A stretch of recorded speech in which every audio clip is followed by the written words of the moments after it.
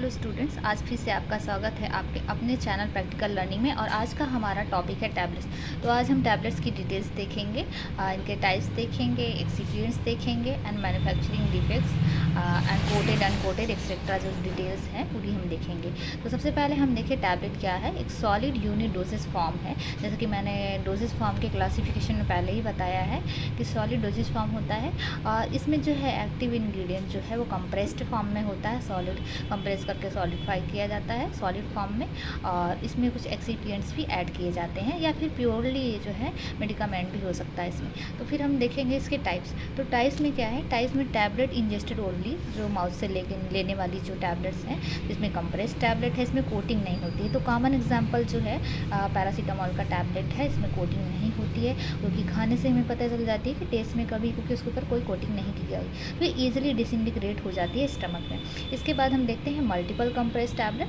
तो कंप्रेशन हो सकता है और इसमें मल्टीपल हो सकते हैं। इसके अलावा हम देखते हैं एंटरिक कोटेड टैबलेट। तो एंटरिक कोटिंग में ऐसी कोटिंग की जाती है ताकि गैस्ट्रिक जो पीएच है उसका इफेक्ट ना हो टैबलेट पे, या फिर ऐसी टैबलेट जो हमें जीआई में तुरंत स्टमक में रिलीज़ नहीं करनी है या फिर आगे जाकर हमें उसका एक्शन देखना है, तो एंटरिक कोटिंग की जाती है। तो ये मैं एग्जांपल दिखाती हूँ आपको एंटरिक कोटेड का।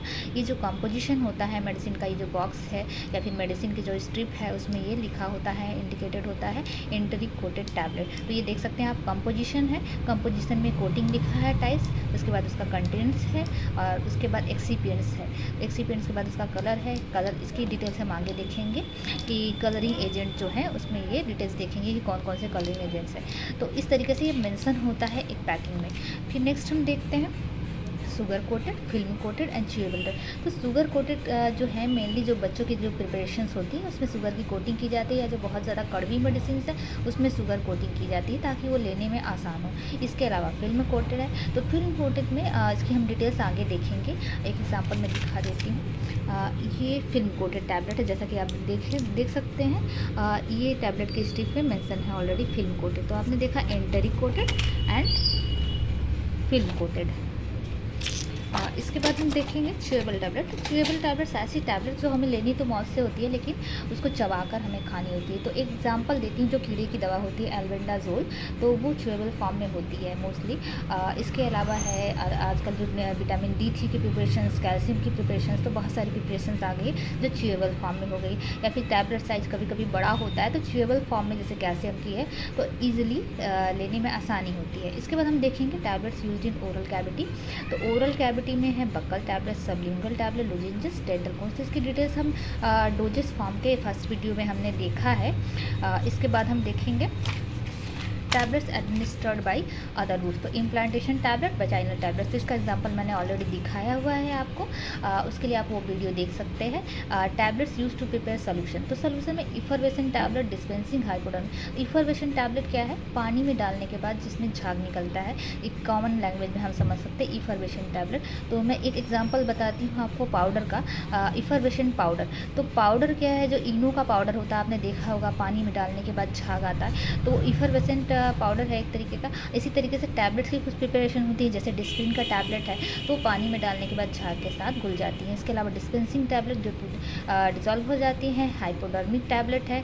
और फिर इसके बाद हम देखेंगे टैबलेट का इंग्रेडिएंट। तो इंग्रेडिएंट्स के लिए मैंने आपको दिखाया कि किस तरीके से मेंशन होता है एक बॉक्स पे या स्ट्रिप पे इंग्रेडिएंट्स जो है की कंपोजिशन होता है। कंपोजिशन में पहले कोटिंग लिखी हुई है और उसके बाद फिर मेन कंपोजिशन है। कंपोजिशन के बाद एक्सिपिएंट्स के बारे में लिखा है। तो एक्सिपिएंट्स की डिटेल्स नहीं होती है ज़्यादातर, कुछ प्रिपरेशंस में एक्सिपिएंट की डिटेल्स भी देते हैं। इसके अलावा कलरिंग एजेंट है, फिर डोसेज वगैरह है। तो इस तरीके से जो है एक्सिपिएंट्स तो इसमें ऐड किए। तो एक्सिपिएंट्स क्या है, जो मेन एक्टिव इंग्रेडिएंट्स है तो उसके साथ हम कुछ एडिटिव्स मिलाते हैं जो कि इनर्ट होने चाहिए। तो एडिटिव्स क्या है, उसके बल्क को भी बढ़ाएंगे और उसकी स्टेबिलिटी को बढ़ाएंगे और भी बेनिफिट्स है उसके। तो एक्सिपिएंट्स में हम क्या देखेंगे, डाइल्यूएंट्स है, बाइंडर एडहेसिव्स है, डिसइंटीग्रेंट्स, लुब्रिकेंट्स, लाइडेंस है, colouring agent, flavouring agent and sweetening agent. तो इसकी डिटेल्स हम देखते हैं।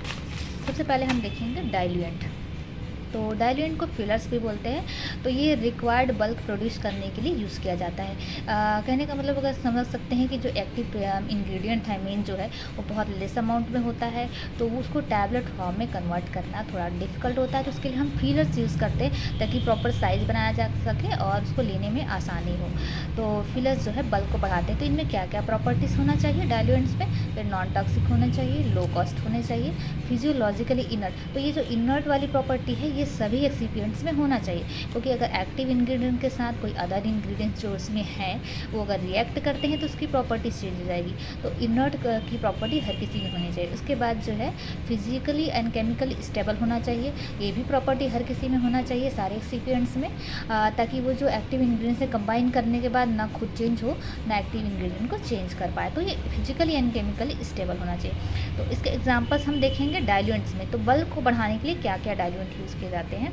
तो लैक्टोज एंड हाइड्रस स्पेड डाइड लैक्टोज है, डाइक्ली कंप्रेस स्टार्च है, हाइड्रोलाइज स्टार्च है, इसके अलावा माइक्रो क्रिस्टलाइन सेलुलोज है, डाइबेसिक कैल्शियम फॉस्फेट। ये डिटेल्स आपको बुक में मिल जाएंगी और इसका मैं कुछ एग्जांपल आपको दिखा देती हूँ। आप देख सकते हैं, बहुत ही छोटे वर्ड्स में लिखा है।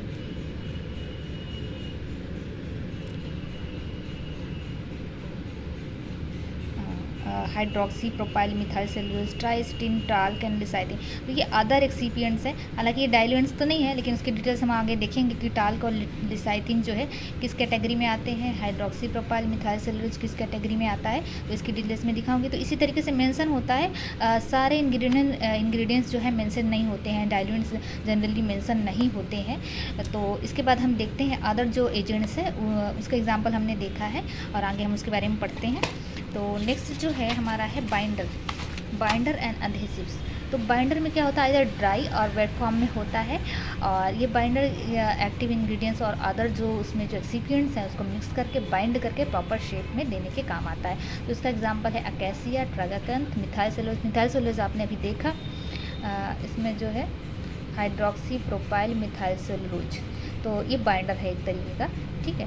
इसके बाद हम देखते हैं जिलेटिन है, ग्लूकोज है, पोलीविनाइल पायरोलिडोन है, सॉर्बिटाल है, सोडियम एल्जिनेट, स्टार्च जो मोस्ट कॉमन बाइंडर है, आपको बहुत सारे इंग्रेडिएंट्स में मोस्टली जो फूड प्रोडक्ट्स है उसमें मिल जाएगा। जिलेटिन भी मिल जाएगा आपको फूड प्रोडक्ट्स में। इसके बाद हम देखते हैं डिसइंटीग्रेट्स की हमें ज़रूरत क्या है? तो मेन हमने टैबलेट को बाइंड तो कर दिया, एक प्रॉपर शेप में दे दिया, लेकिन अगर वो अंदर जाके टैबलेट प्रॉपर ब्रेक नहीं होगी तो वो एक्शन में नहीं आएगी। तो उसको ब्रेक होना भी ज़रूरी है अंदर जाके।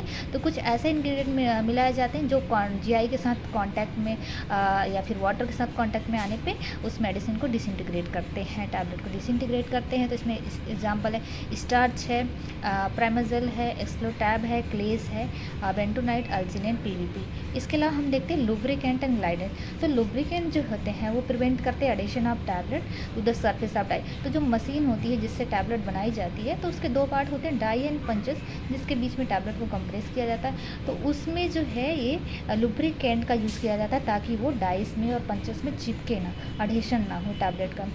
तो वो लुब्रिकेंट्स हैं।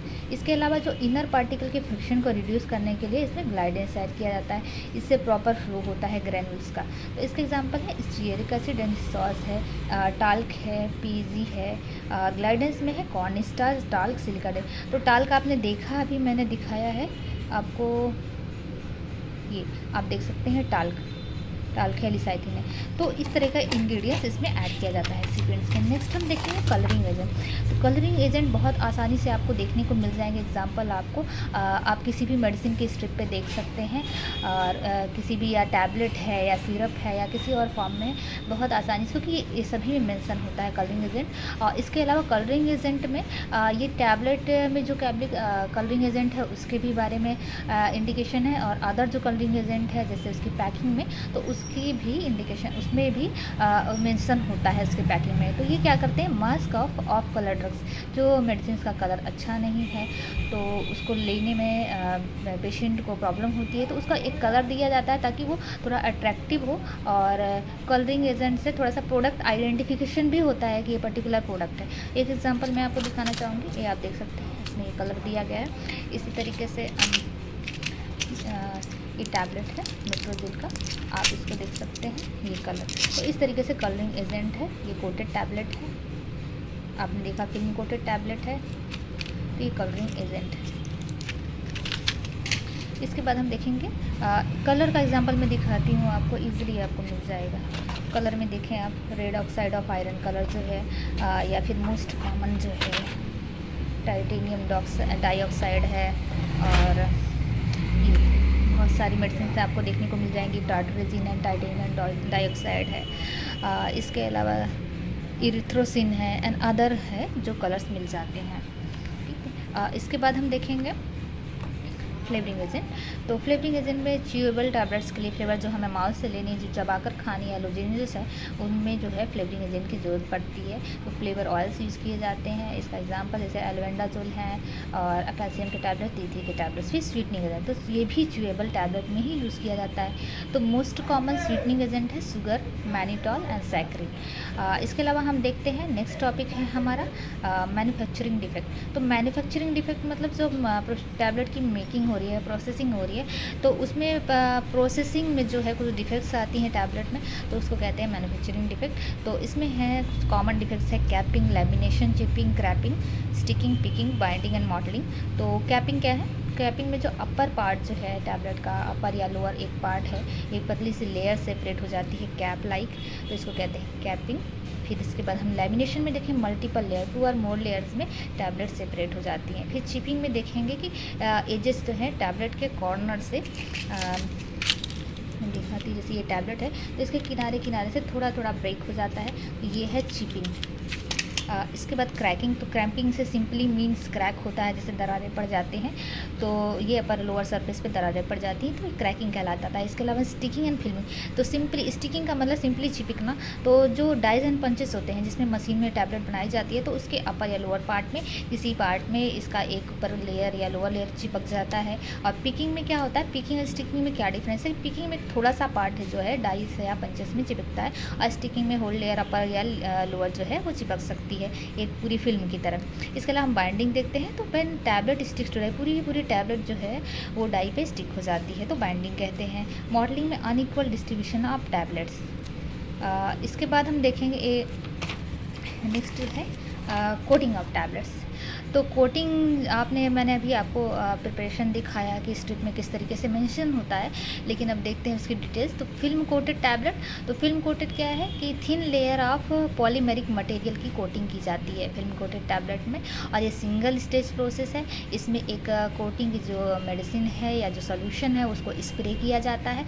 तो इस सोल्यूशन में क्या क्या हो सकता है? पॉलीमर हो सकते हैं, सॉल्वेंट हो सकते हैं, प्लास्टिसाइजर और कलरेंट होते हैं। इसके अलावा हम देखते हैं एंट्री कोटेड। तो एंट्री कोटेड भी आपने देखा, डिटेल्स तो देखी है। ये एंट्री कोटेड जो मेडिसिन है वो ड्रग को प्रोटेक्ट करती हैं डिस्ट्रॉय होने से। गैस्ट्रिक कंटेंट, तो गैस्ट्रिक कंटेंट मेनली जो है पीएच होता है। तो पीएच जो है बहुत सारी मेडिसिन को डिस्ट्रॉय कर सकता है, क्योंकि जो मेडिसिन हमें लो पीएच में काम नहीं करती हैं, हाई पीएच के लिए इंडिकेटेड होती हैं, तो उसमें गैस्ट्रिक म्यूकोसा से वो गैस्ट्रिक कंटेंट से डिस्ट्रॉय हो जाता है, तो हम एंट्री कोटेड करते हैं। और इसमें एंजाइम्स हो सकते हैं या फिर हाईली एसिडिक गैस्ट्रिक फ्लूइड की वजह से डिस्ट्रॉय हो जाते हैं। तो इसमें एग्जांपल देंगे कि लो पीएच जैसे डिस्ट्रॉय कर देता है कुछ ड्रग्स को, जैसे इरिथ्रोमाइसिन की टैबलेट है, और अभी मैंने आपको एग्जांपल दिखाया था ये एंट्री कोटेड में।